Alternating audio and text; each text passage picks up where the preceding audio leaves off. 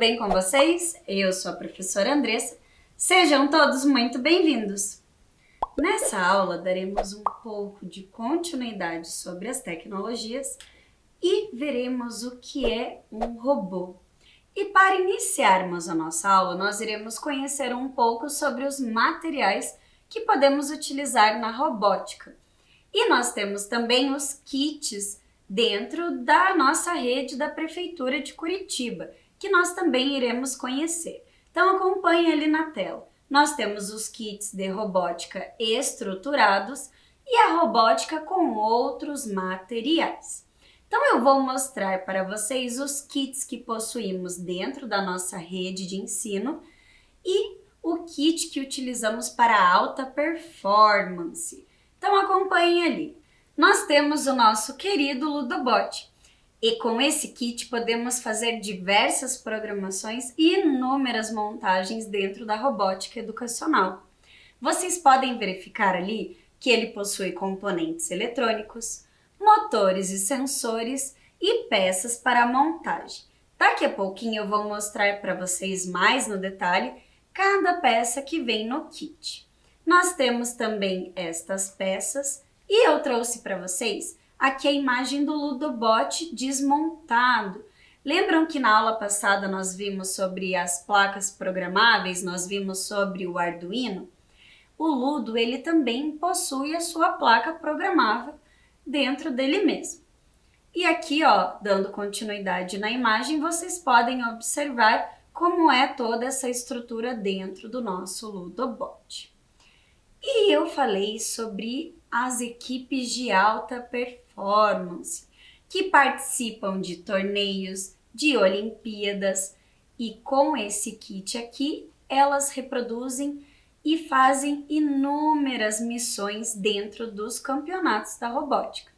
Esse kit ele é chamado Mindstorms EV3, e com ele temos também diversas possibilidades. A programação dele também pode ser feita por blocos. Então aqui, ó, na próxima imagem vocês podem conferir como ele é dentro da caixa e aqui as peças dele, que eu vou mostrar também mais no detalhe. Vem comigo! Então vamos conhecer o nosso kit Ludobot mais a fundo. Ele vem nesta caixa mesmo e aqui, ó, nós vamos abrir para vocês observarem. Então aqui, ó, eu tenho os sensores, um motor, aqui o MCook, a base do meu Ludobot junto com o motor e aqui o meu M-Center. Então vou mostrar aqui para vocês, ó, mais de pertinho. Então aqui, ó, eu tenho o sensor de toque ou o sensor crash. Vocês podem observar que tem um pequeno botão aqui, ó, que nós podemos programar quando pressionado. Você pode programar também quando pressiona e solta.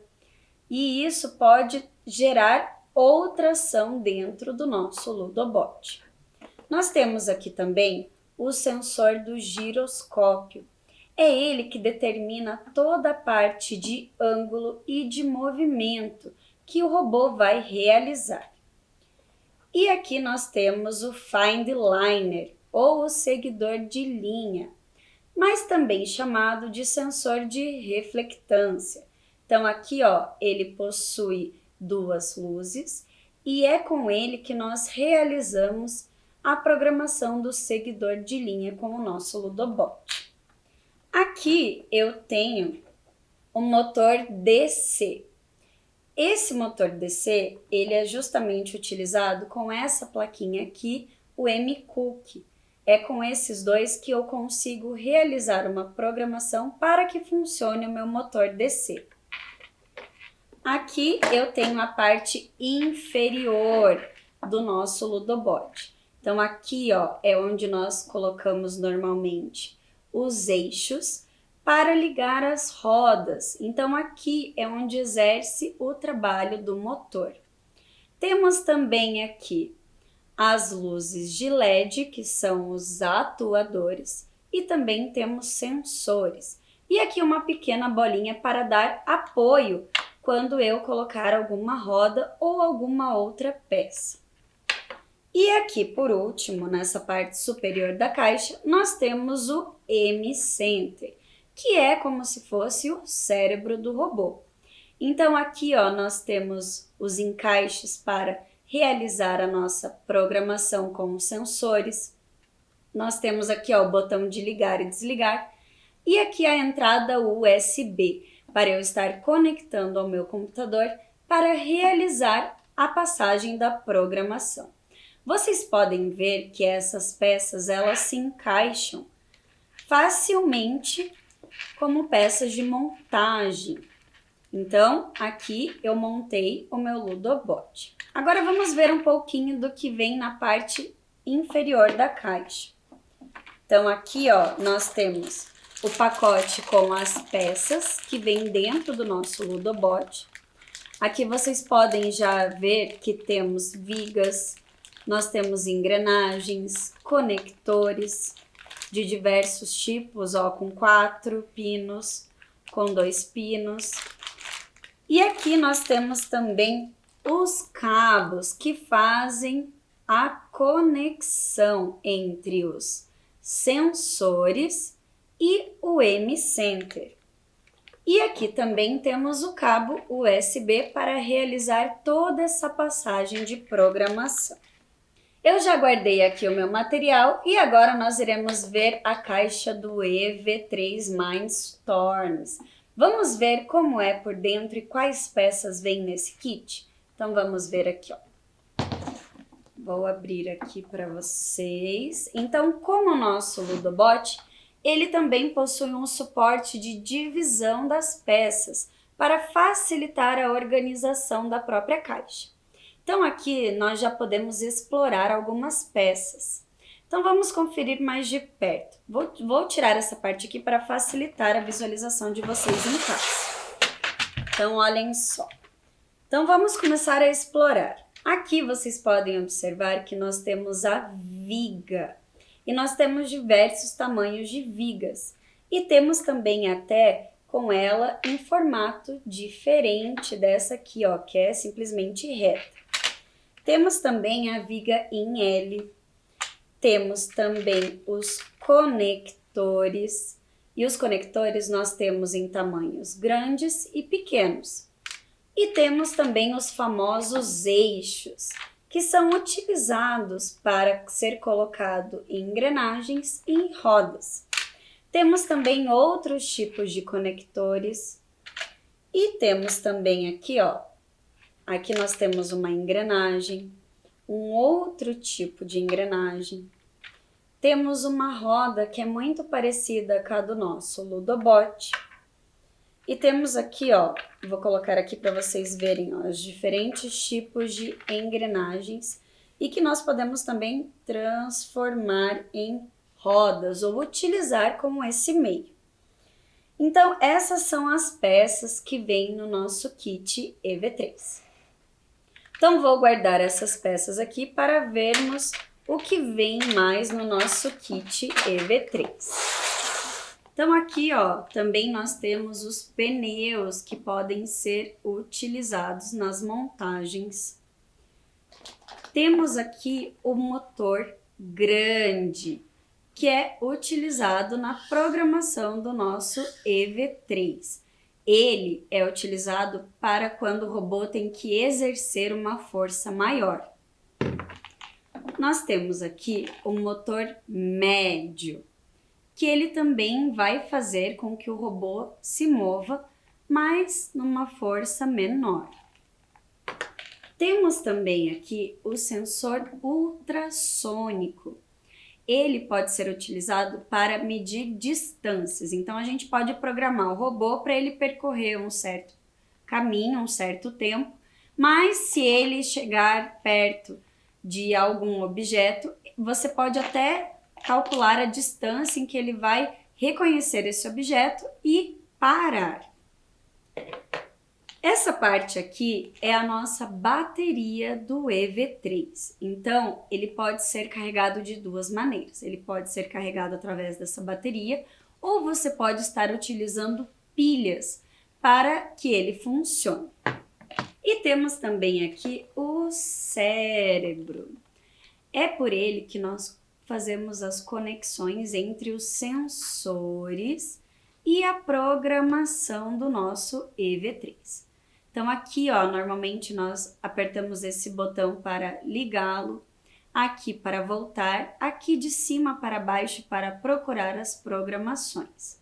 Aqui nós temos a entrada do PC, que é onde vai o nosso USB para passar a programação.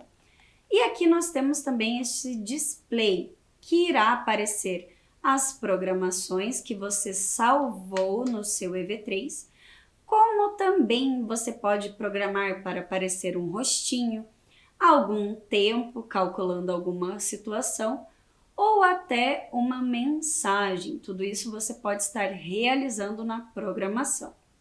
E aqui, lembram que eu falei que você pode carregar tanto com a bateria ou a pilhas. Então aqui, ó, a gente solta, ó, e aqui vai essa quantidade de pilhas para utilizar no nosso EV3. Então vou fechar aqui e nós vamos ver agora também outros sensores que vêm na caixa. Vocês lembram que eu falei do sensor crash do Ludobot? Nós temos também o sensor de toque do EV3.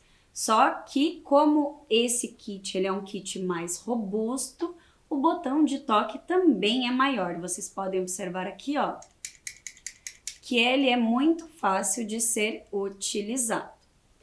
Temos também o sensor giroscópio, bem também parecido com o sensor do Ludobot, que possui aquele desenho do avião.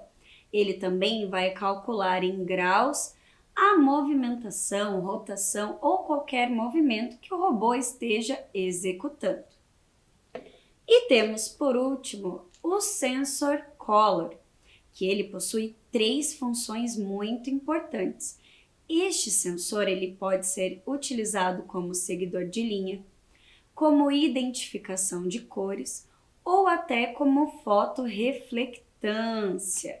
Isso mesmo, pessoal. Então, ele é 3 em 1, esse sensor aqui. Então, essas são as peças que costumam vir no nosso kit EV3. E também temos o cabo que utilizamos para fazer a conexão entre o nosso cérebro e os nossos sensores. E é bem importante se atentar à programação, porque vocês podem observar aqui, ó, que nós temos as letras e os números. E na hora de programar, você tem que selecionar a porta certa, porque não adianta ligar o cabo em qualquer lugar. Então esse foi o nosso kit EV3. Mas e aí, pessoal? O que é a robótica? Vamos relembrar um pouquinho agora que nós já vimos os kits da prefeitura? Vamos relembrar a definição de robótica. Acompanhem comigo. A robótica pode-se dizer que é o ramo da tecnologia que engloba mecânica, eletrônica e computação, que atualmente trata de sistemas compostos por máquinas e partes mecânicas automáticas e controladas por circuitos integrados, microprocessadores, tornando sistemas mecânicos motorizados, controlados manualmente ou automaticamente por circuitos ou mesmo computadores. Então aqui nós vimos a definição de robótica. Mas o que será um robô? Um robô é um sistema autônomo que pode perceber o ambiente em seu entorno e pode agir sobre ele para alcançar alguns objetivos. Então vamos compreender toda essa definição que eu trago hoje aqui para vocês. Então vamos por partes, vamos analisar por partes. Então é um sistema autônomo. O que será isso? Vamos ver mais de perto. Observem ali. Há muitas máquinas que são controladas externamente por seres humanos de forma teleoperadas, que significa operar à distância. No entanto, essas máquinas não são robôs de verdade. Um robô autônomo age com base em suas próprias decisões, são capazes de receber informações e instruções de seres humanos. Então, por exemplo, vamos pegar um exemplo do robô aspirador. Ele tem uma programação e ele tem um sensor para identificar e fazer a leitura do seu ambiente, certo? Mas o ser humano, ele apenas dá o controle de limpar a casa, né? De aspirar.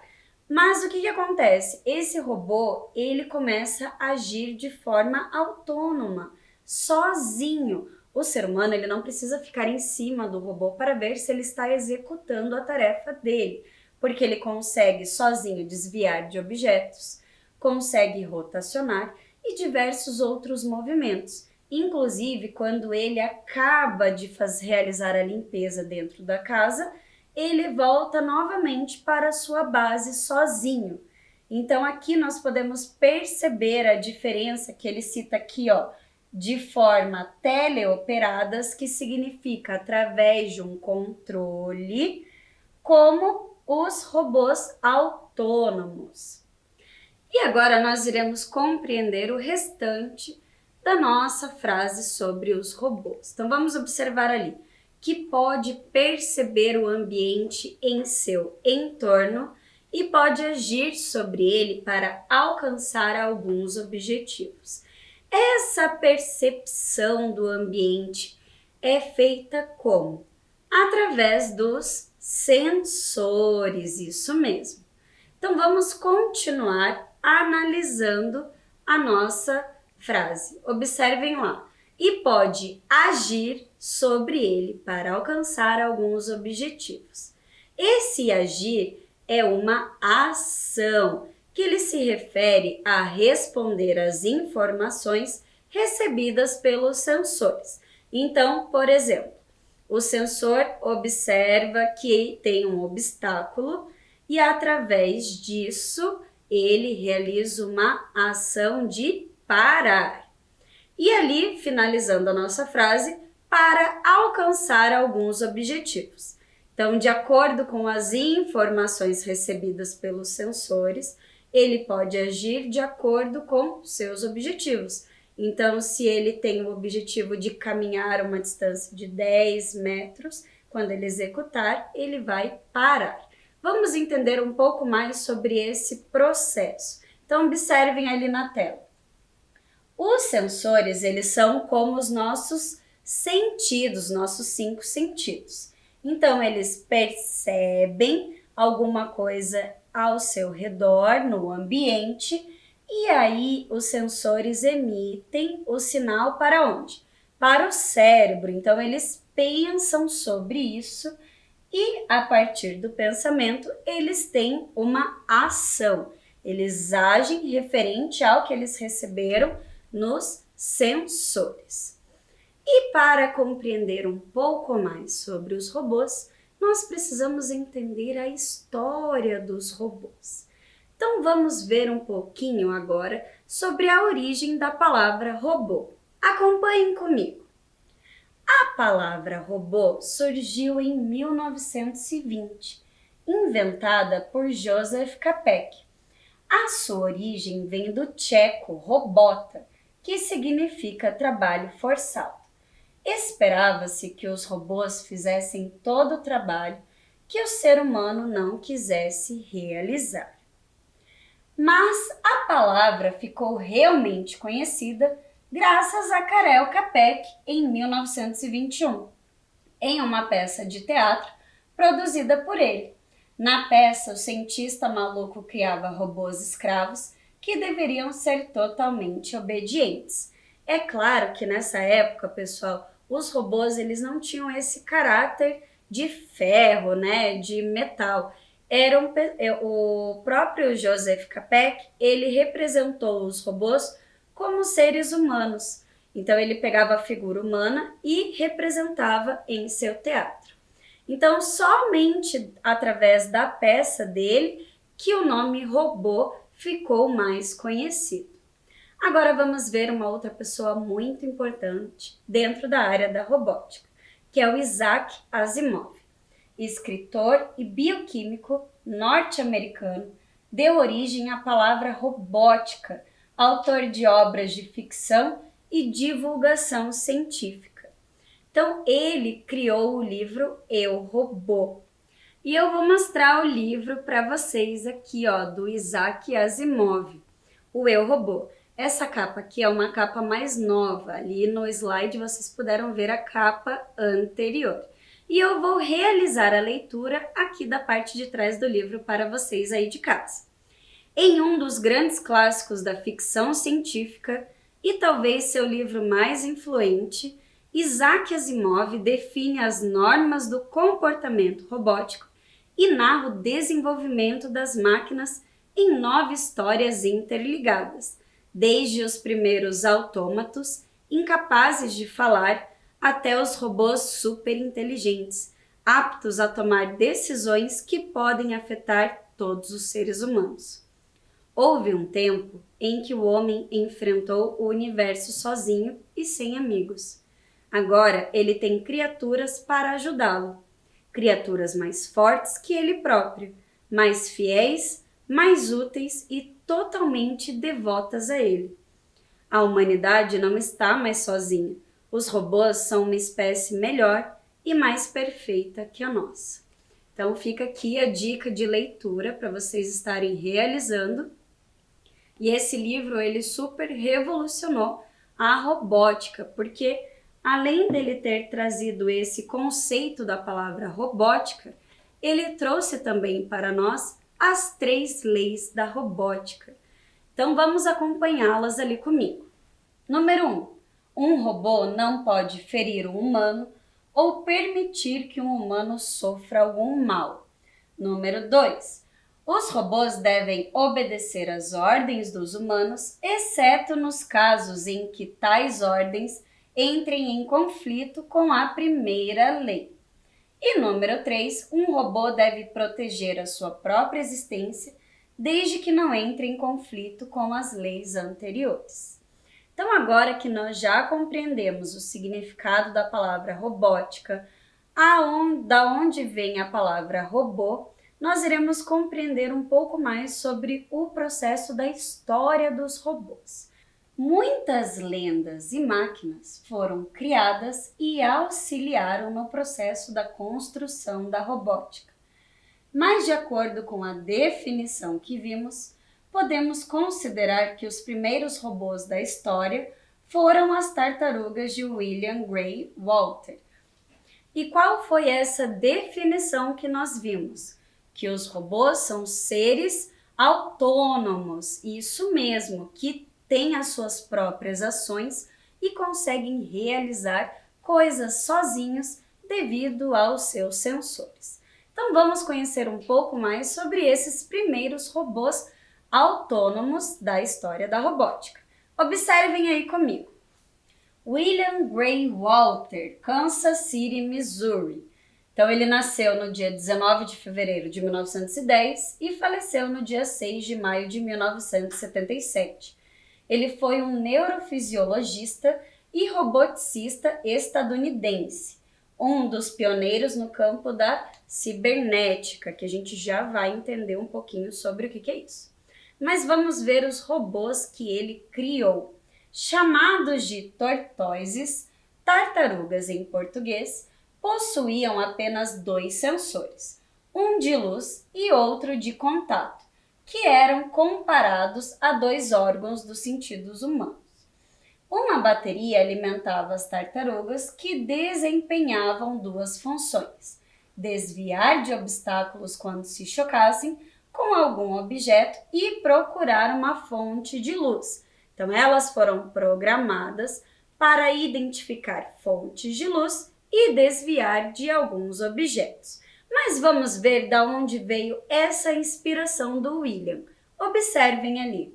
As tartarugas de Grey Walter foram inspiradas no personagem de Lewis Carroll em Alice no País das Maravilhas. Elas receberam os nomes de Elmer e Elsie. Então ele criou 2 robôs com 2 sensores com o nome de Elmer e Elsie. E agora vamos entender um pouco mais sobre o que continha essa montagem, essa estrutura. Construídas com 3 rodas, uma dianteira e 2 traseiras, com uma concha plástica que remetia ao casco, dois sensores que auxiliavam os movimentos dos animais, sendo um sensor que detectava os níveis de luz e um sensor de colisão. Também possui uma bateria recarregável, 3 motores, um para cada roda, e um circuito eletrônico analógico. Então aqui vocês podem observar nessa imagem a célula fotoelétrica, que é o sensor de luz, o amplificador, a bateria e o motor, que era preso a cada roda. E aqui eu trouxe um GIF para vocês verem elas em funcionamento. Então observem aí. E vocês lembram que o William Gray, ele foi um dos pioneiros da cibernética? Nós iremos ver os campos relacionados à robótica. E a cibernética está entre eles. Então vamos observar ali na tela. Nós temos a teoria de controle, a cibernética e a inteligência artificial. E nós iremos conhecer um pouco desses 3 campos relacionados à robótica. Então agora vamos ver a teoria de controle. Acompanhem comigo. É o estudo formal das propriedades dos sistemas de controles automatizados, que abrangem desde as máquinas a vapor até os aviões, passando por uma gama enorme de sistemas entre 2 extremos. Foi amplamente estudada como parte da engenharia mecânica, o ramo da engenharia voltado para a concepção e construção de máquinas, e para o estudo de suas propriedades físicas. E outro campo relacionado à robótica é a cibernética. Vejam comigo. Norbert Wiener nasceu em Colômbia no 26 de novembro de 1894 e faleceu no 18 de março de 1964.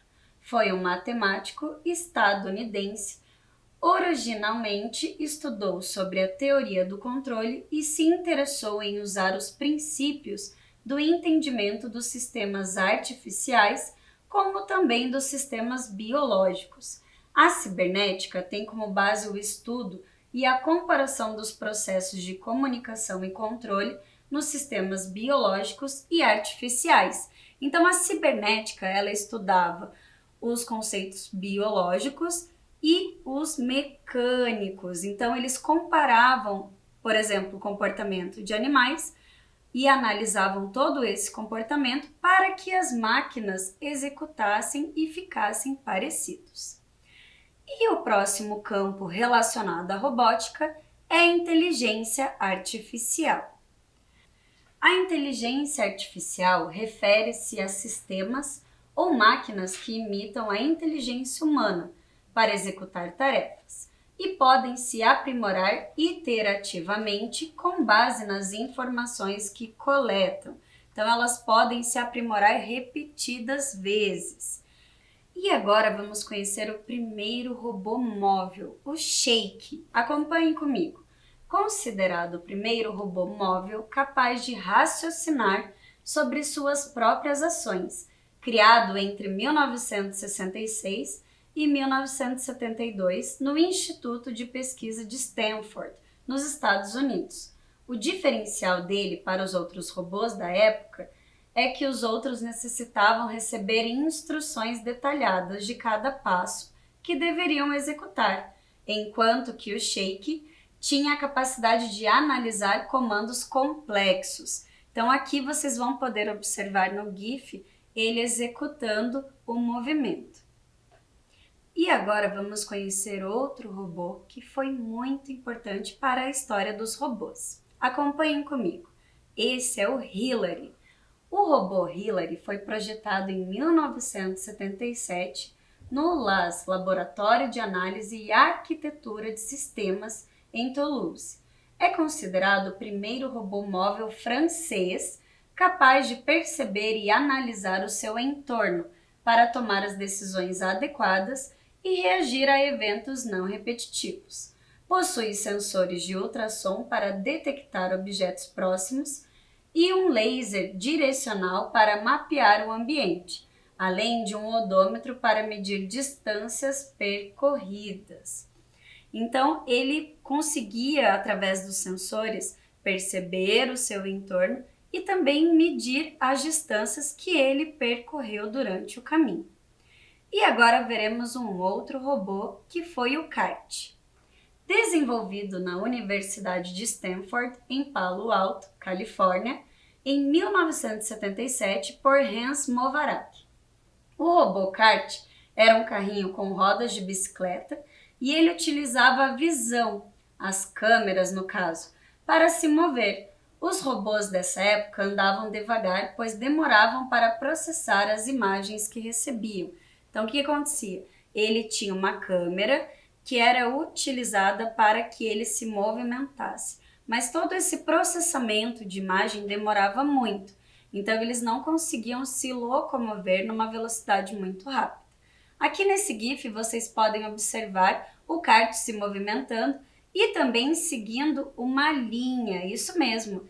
Naquela época, eles já tinham os robôs seguidores de linha.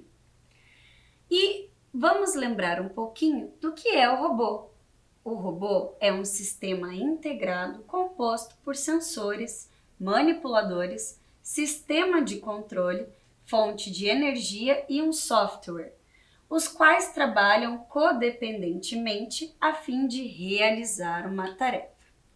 Mas quais será que são os componentes de um robô?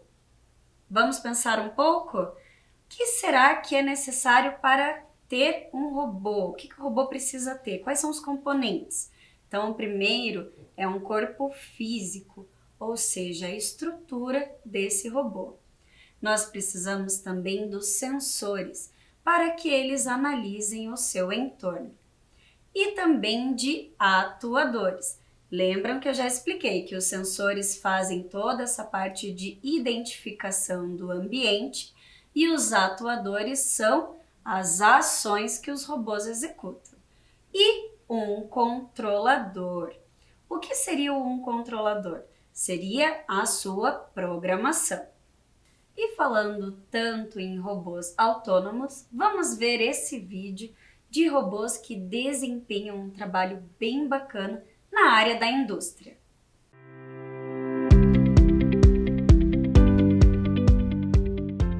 Desde que, basicamente, a humanidade quer comercializar produtos, bens e serviços, precisa transportar esses produtos de um lugar para o outro. Com a industrialização, parte produtiva dentro de um prédio, de uma fábrica, precisou também alimentar essas linhas de produção, ou seja, trazer material para produzir esses bens e produtos e também retirar o material produzido da linha de produção para dar espaço e manter esse fluxo constante. Vamos falar hoje sobre processos de intralogística com robôs autônomos.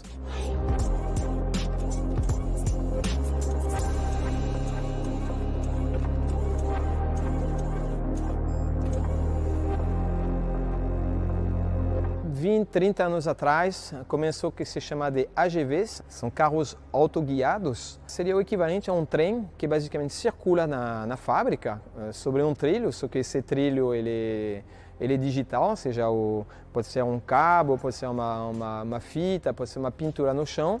Mais recentemente, uns 5 ou 6 anos atrás, começou a aparecer equipamentos que a gente chama de AMR, Autonomous Mobile Robots. Então, são robôs autônomos que têm a capacidade de se movimentar na fábrica como seria um carro numa cidade.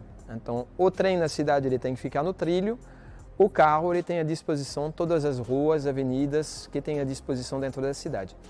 E o AMR é o mesmo conceito. Ele tem o mapeamento da fábrica, onde tem as áreas de circulação, ele sabe o fluxo de trabalho, ele tem todos os pontos de paradas, que são os pontos que ele tem que fazer a entrega ou buscar material, mas ele não tem obrigação de seguir um percurso sempre predeterminada. Ele pode fazer a sua rota da forma que bem se adapta com o fluxo produtivo, percurso mais curto, percurso que permite paradas sucessivas para pegar mais material e entregar num terceiro ponto, mas de forma não linear. Você consegue ter um tempo reduzido de entrega e busca de material, porque você não tem obrigação de fazer todo o percurso como faria um AGV normalmente. Não quer dizer que um é melhor ou pior que o outro.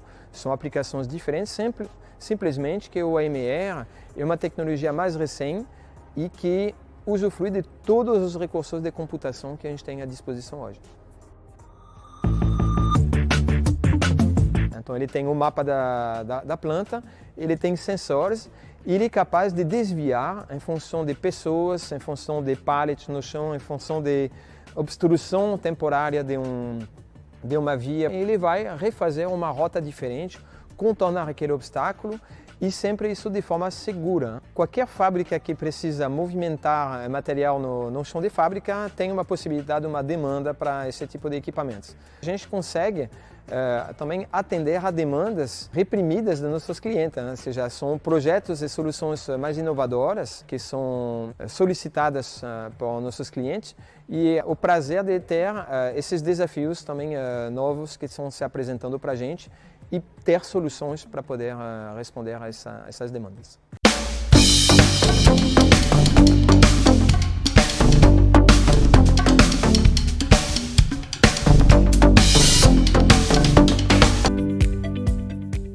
Vocês viram que interessante esse vídeo?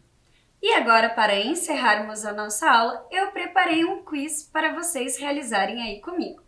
Então vamos para a primeira questão. Quais são os componentes de um robô? Lembrem-se que a gente acabou de ver sobre isso. Então, na letra A, sensores e atuadores. Letra B, sensores, atuadores e controlador. Letra C, corpo físico, controlador, sensores e atuadores.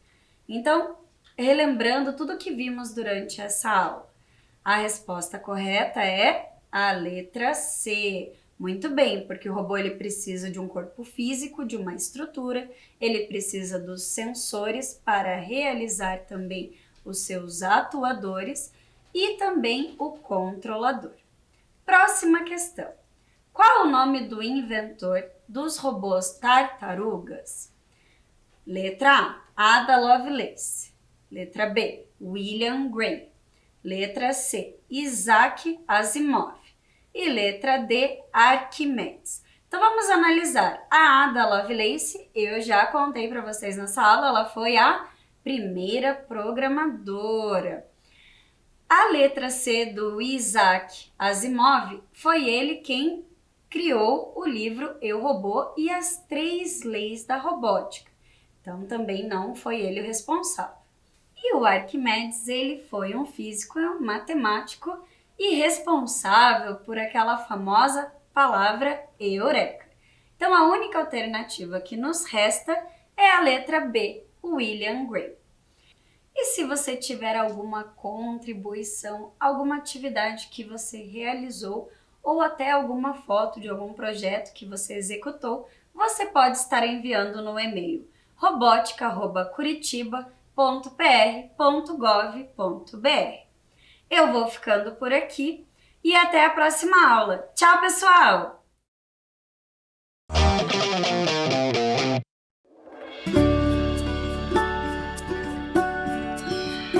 Oi, tudo bem com você? Comigo tá tudo ótimo. Eu sou a Amanda e eu vim aqui te dizer que estou muito feliz em saber que a gente vai se ver de novo. Mas antes, eu preciso te dizer algumas coisinhas, tá? A gente vai ter que manter alguns cuidados super importantes para voltar para a escola com segurança, né? Olha só, antes de sair de casa, é importante que você esteja pronto, com o álcool em gel nas mãos,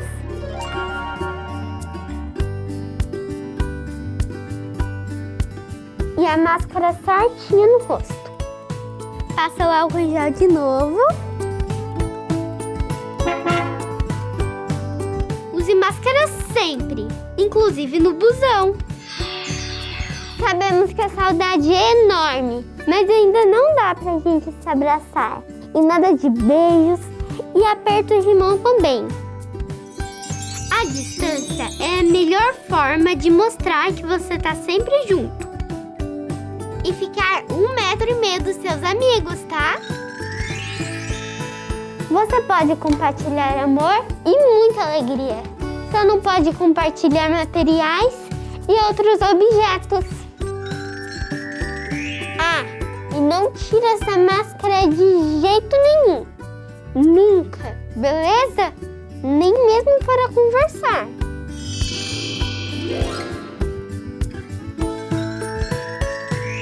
Eu quero muito ver você aqui, mas se tiver algum sintoma, pode ser corona, hein?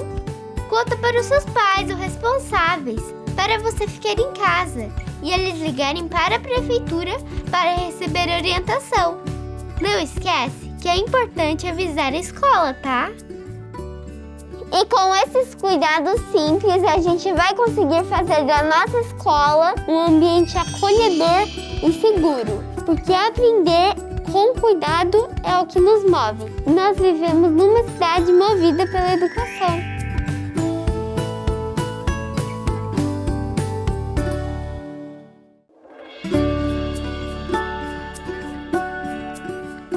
Ei, olha eu de novo. Deixa eu te perguntar uma coisa. Já tá pronto para voltar para a escola? E o material? Já separou? Caderno, lápis e caneta. E a máscara? Aham, máscara. Agora ela também é uma parte obrigatória do material escolar. E tem que estar sempre com você. Você vem com ela, assiste a aula com ela, vai no banheiro com ela, vai pro recreio com ela. Só tem uma hora que você pode tirar. Na hora de comer ou tomar água. Mas é assim, ó. Primeiro você passa o álcool em gel na mão.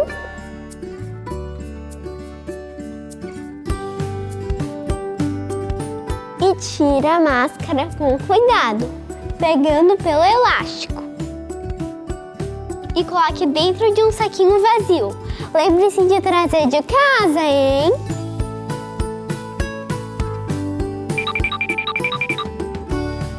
Passe o álcool em gel mais uma vez.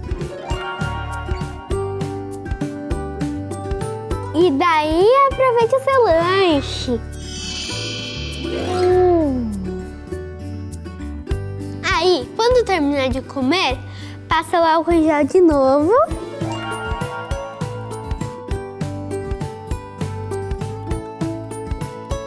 E passa direitinho. E coloca a máscara no rosto. Então já sabe, né? Máscara sempre. Ela protege você, seu colega e a sua família. Tô te esperando aqui, hein? Vem logo, mas vem de máscara. Tchau, tchau.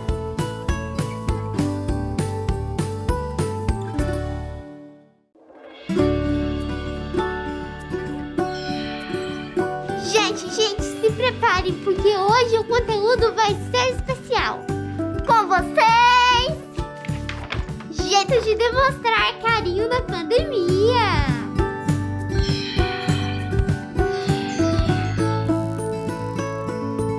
Jeito número 1, o pezinho. Não é lá muito afetivo, mas já é um clássico. Jeito número 2, o autoabraço à distância. O segredo é abraçar você mesmo como se estivesse abraçando o outro. E imaginar que você está recebendo um abraço do outro no seu próximo abraço. Deu para entender? Jeito número 3, a dancinha sincronizada. Esse é só para quem gosta de uma diversão.